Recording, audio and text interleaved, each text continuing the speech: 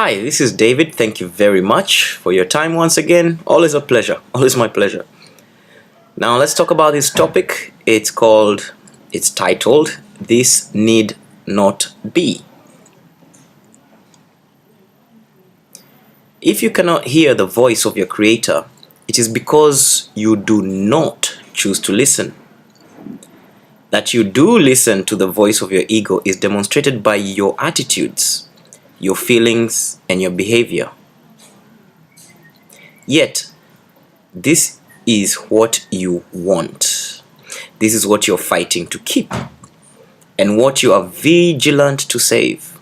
Your mind is filled with schemes to save the face of your ego, and you do not seek the face of Christ or Christ consciousness. The glass in which the ego seeks to see its face is dark indeed. How can it maintain the trick of its existence except with mirrors? But where you look to find yourself is up to you. Well, sounds a bit poetic, but long story short, again, they're saying that nothing is denied from you. The only reason you don't hear the voice of your Creator is because you choose not to hear it. Otherwise, it's not kept away from you. And I think we should move on because that was quite simple. I have said that you cannot change your mind by changing your behavior. But I have also said, and many times, that you can indeed change your mind. When your mood tells you that you have chosen wrongly, and this is so whenever you're not joyous, then know this need not be. So, your feelings basically are your guidance system. As far as I can interpret this, your feelings are your guidance system. Whenever you're not feeling joyous, this is a signal, a clear and definite signal that you have chosen wrongly. And whenever you have chosen wrongly, realize that this doesn't have to be like this. You can always change it anytime you want. In every case, whenever you feel bad, you have thought wrongly about some brother. And by the way, brother doesn't have to be a person or even a man. It could be a life situation. But I think it's nice. Let's just stick with the way the course sets it, because I think it's easier to understand that. You have thought wrongly about some brother the Creator created, and are perceiving images your ego makes in a darkened glass. So whenever you feel not joyous, whenever you feel bad, let's call it, the cause is saying is because you have thought wrong about what the Creator created. Okay, let's say a person, another person, and the reason why you're feeling bad is because you're perceiving not what the Creator created.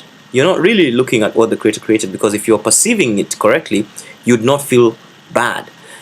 So whenever you're feeling bad, it means you're perceiving the images your ego makes. You know, those projections that we have in our minds that the ego makes. And before we move on, I'd like to talk about dreams real quick. Have you noticed how when you're having a dream, a good dream, a nightmare, doesn't matter, it seems so realistic, and it seems as if there's a whole world in there that you're moving through. Yeah. And you know, some people say the dream world is actually a different place. It's a place where we travel to, and this place is the dream world. Well, whichever, that's not what I'm here to argue about. What I'm here to point out is that in the dream you feel as if everything is realistic, and you might even wake up sweating.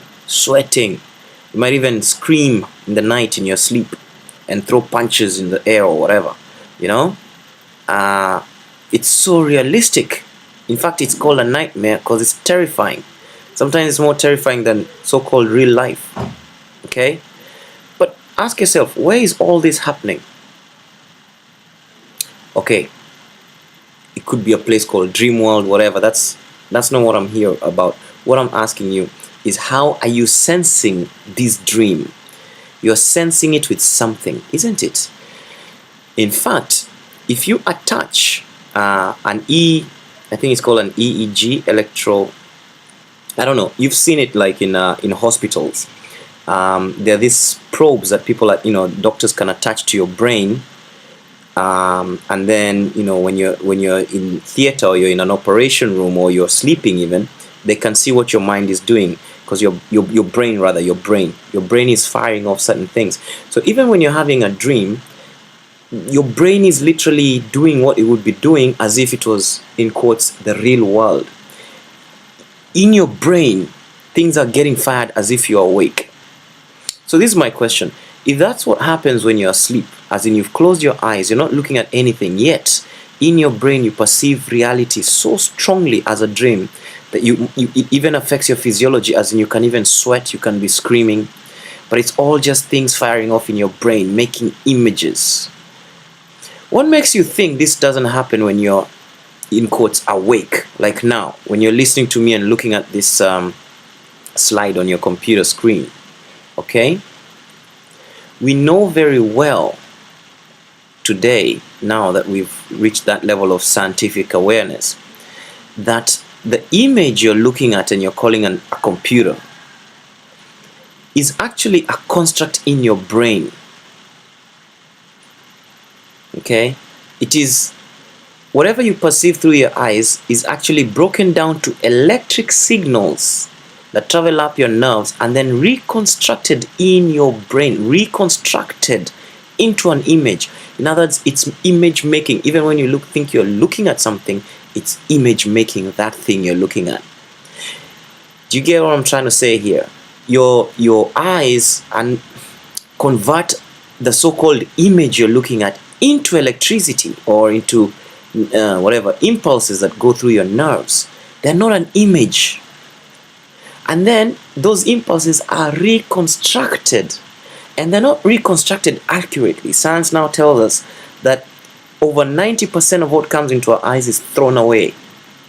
So only 10% is actually being used, so to say, and then even that is filtered, distorted, and so on, and reconstructed into a so-called image. It's amazing that we all see the same thing. It's amazing that we all go and buy an iPhone because it looks and acts so cool, and we can share that experience because we appear to be different people buying different products. But at the brain level, it's reconstructing. Yet it's so funny that it reconstructs the same way as, let's say, like if I buy an iPhone and a guy in China buys an iPhone, we're both going to think of the iPhone roughly in a similar way as far as we can tell. Yet we're all constructing an image. It's amazing, don't you think?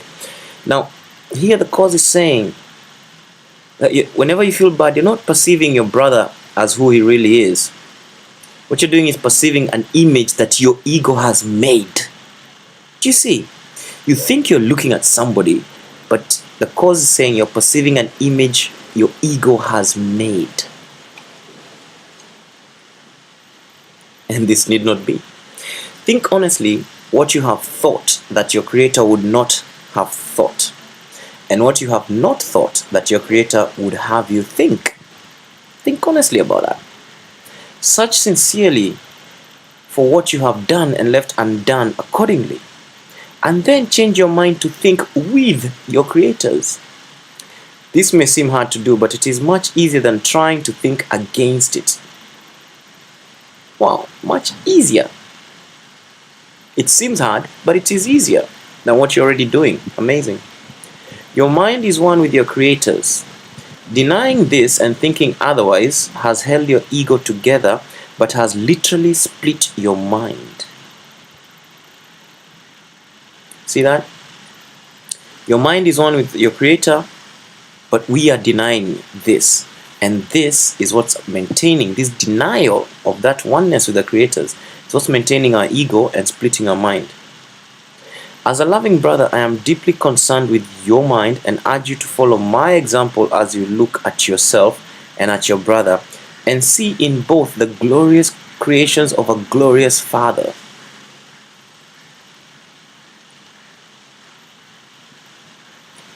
When you are sad, know this need not be. Depression comes from a sense of being deprived of something you want and do not have.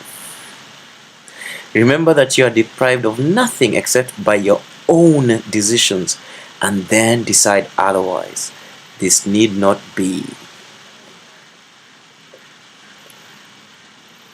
When you are anxious, realize that anxiety comes from the capriciousness of the ego, and no, this need not be. You can be as vigilant against the ego's dictates as for them. The way we maintain and fight to maintain our ego, you can use that same energy to be vigilant against the ego's dictates. You don't have to fight it and try and kill it. You don't have to, throw your weight against erroneous beliefs. You can actually say, nope, I'm not going to believe that. I know it's nonsense. Until that voice starts to disappear, the voice that's telling you the false, the voice of the illusion will disappear if you're vigilant, if you're steadfast in holding on to the truth. You don't have to kill the voice of lying, the lies of the ego. You don't have to kill that voice. You can simply hold the truth, and eventually that ego voice will disappear.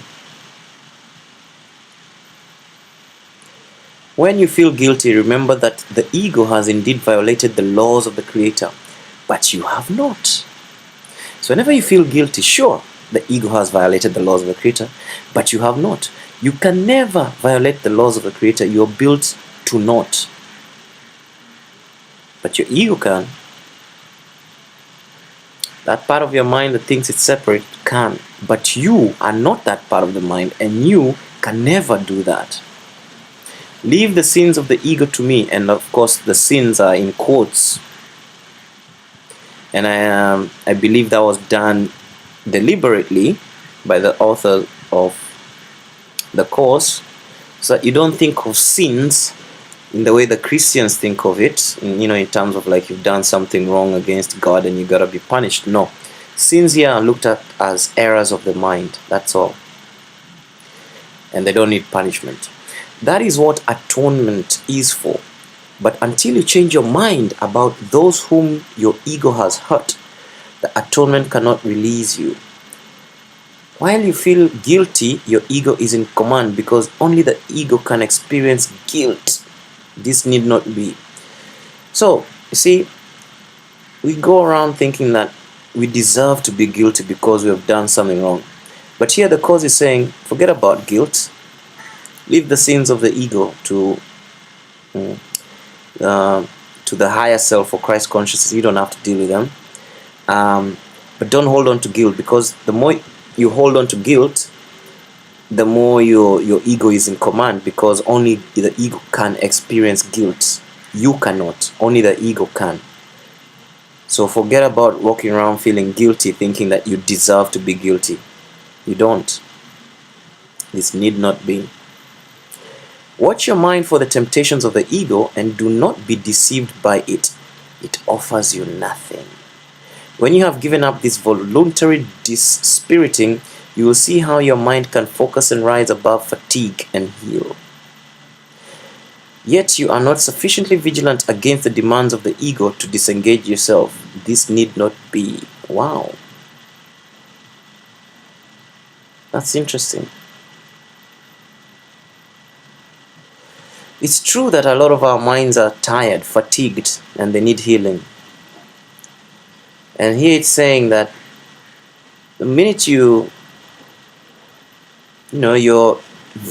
vigilant against the demands of the ego, and you have to be. It's not gonna just happen. You have to be. You have to stop fighting for the ego and start saying no to it. Like, okay, fine, make noise, but I'm not following you. That kind of thing. But once that disengagement happens, it says you will see how your mind can rise above the fatigue and heal. The habit of engaging with your Creator and His creations is easily made if you actively refuse to let your mind slip away. Actively is a key word there. Actively. You can't say, oh, I can't help it, my mind keeps thinking fearful thoughts. No, well, put effort. Actively refuse to let your mind slip away. The problem is not one of concentration. In other words, you don't have to focus and concentrate. It is the belief that no one, including yourself, is worth consistent effort. Do you see what I've just said there? That you don't have a concentration problem. What you have a problem with is that you believe that no one is worth consistent effort. You believe that even you are not worth consistent effort. In other words, you give up on yourself. You give up on yourself. You give up on yourself. You give up on yourself. The belief that no one, including you, is worth consistent effort. This is the problem. The minute you decide that you are worth it, you are worth consistent effort, you will easily put in that consistent effort. The problem is not one of concentration.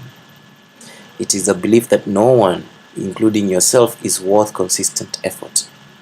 Side with me consistently against this deception and do not permit this shabby belief to pull you back. The disheartened are useless to themselves and to me, but only the ego can be disheartened. Have you really considered how many opportunities you have had to gladden yourself? And how many of them you have refused? In other words, you keep getting lots of opportunities for joy, but you refuse most of them because of your allegiance to the ego. There is no limit to the power of a son of God, but he can limit the expression of his power as much as he chooses. You can limit the expression of your power, although your power is unlimited. Slow down here, people. This is revolutionary. It is saying that there is no limit to the power of a son of God. It's almost like a movie, isn't it? You have unlimited power, literally. The kind of power to move mountains, literally. But you can limit the expression of this power as much as you choose, and that is what you're actually doing. Your mind and mine can unite in shining your ego away. Did you notice the word shining your ego away? Not beating, not trying to kill or murder or trying to get rid of. It is shining, light, light. Your mind and mind can unite in shining your ego away, releasing the strength of your creator into everything you think and do.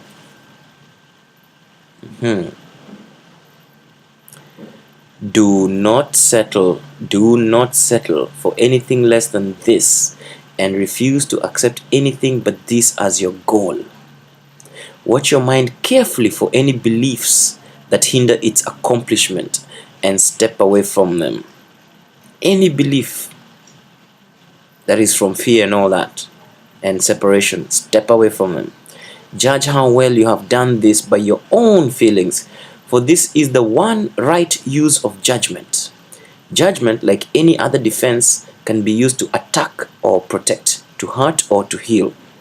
The ego should be brought to judgment and found wanting here. Without your own allegiance, protection, and love, the ego cannot exist. Let it be judged truly, and you must withdraw allegiance, protection, and love from it. Whoa. I don't think there isn't much talk about here. It's very simple, but it is so final. Are you seeing the seriousness at which these words are written? There is no compromise. They're just going for it straight.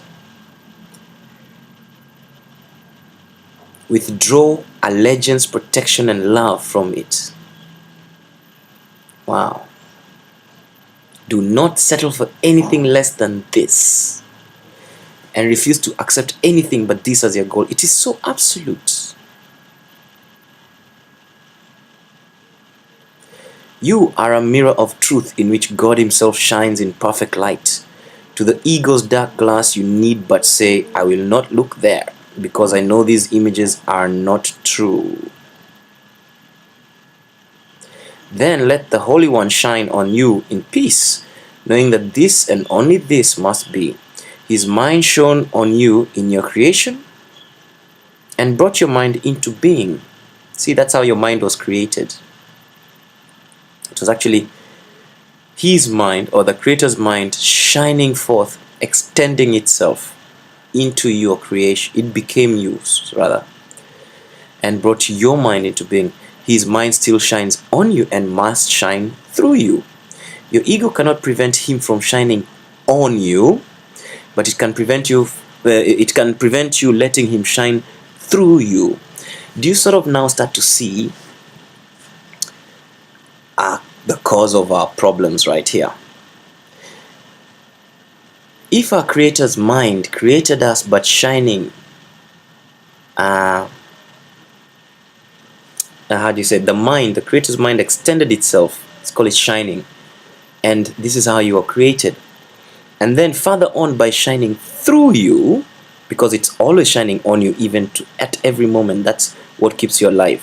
If it wasn't, you'd not be so-called alive. And I don't mean alive on earth, I mean as a being. I'm not talking about the earthly life here, but that's where you get your so-called life force.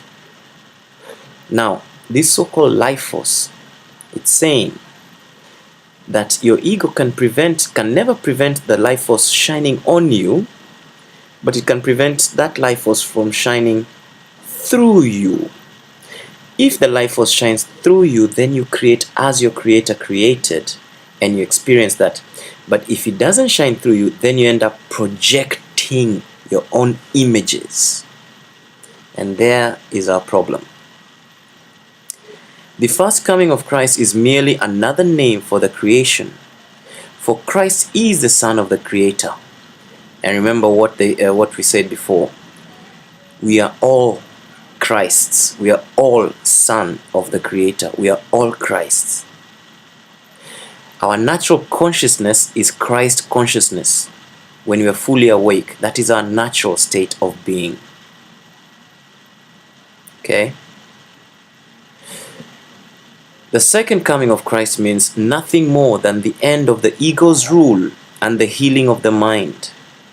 I was created like you in the first, and I have called you to join me in the second.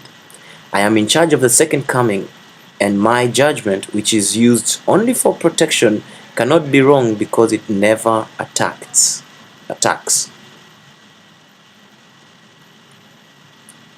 Yours may do so distorted that you believe I was mistaken in choosing. You may be so yours may be, or rather your judgment may be so distorted that you believe I was mistaken in choosing you. I assure you, this is a mistake of your ego. In other words, you are a chosen one. Do not mistake it for humility. Your ego is trying to convince you that it is real and I am not, because if I am real, I am no more real than you are. That knowledge, do you see what let's slow down here. Here, we are being told, don't mistake this whole idea that, oh, I can't be chosen. I mean, I'm nothing. I'm just part of the, part of the furniture here on earth. How can I be the chosen one? And here you've been told, no, you are the chosen one. And don't mistake this idea that you're not the chosen one, and that so-called humility that we are always told, be humble. Saying, don't mistake this for humility. This is only your ego trying to convince you that that it is real, and that Christ's consciousness is not. Because if Christ's consciousness is real, then, and if we are all children of our Creator and we are all Christ, then we are real. Okay? And then the ego is not. So it knows that in accepting this, it will be finished. That knowledge, and I assure you that it is knowledge, means that Christ has come into your mind and healed it. You see? I do not attack your ego. I do work with your higher mind or higher self, the home of the Holy Spirit, whether you are asleep or awake, just as your ego does with your lower mind, which is its home. I am your vigilance in this, because you are too confused to recognize your own hope. I am not mistaken, on the other hand. Your mind will elect to join with mine, and together we are invincible. You and your brother will yet come together in my name, and your sanity will be restored.